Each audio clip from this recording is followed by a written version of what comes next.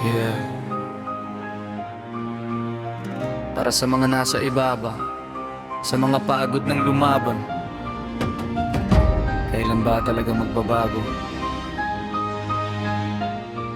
Yeah. Kailan magbabago, kailan matatauhan mga politikong gahaman sa kapangyarihan. Pera ng bayan nilulustay sa kasakiman, habang mamamayan nalulunod sa kahirapan. Yung pagkain sana ng anak ng manggagawa nawawala dahil sa bulsa ng buwaya. Pinaghirapan ng tao buong maghapon, pero kulang pa rin kahit dugot pawis ang baon.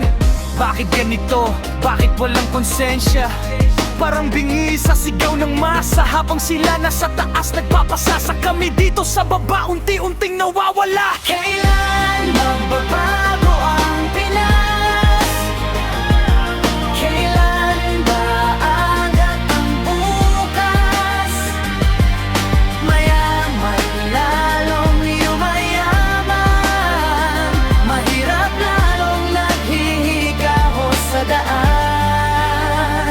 Gumising naman kayo, pakinggan nyo kami, mga nasa ibaba na halos madurog gabi-gabi. Pagod ng kumayod pero kapos pa rin. Hanggang kailan ba kami titiisin?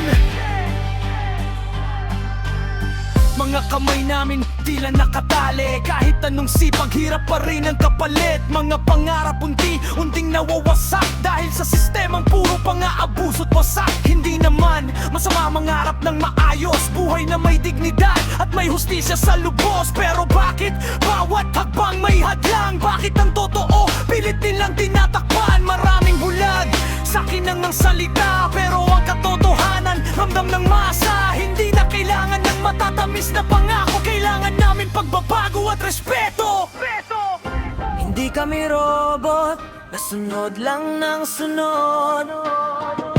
May puso ring sugatan at galit na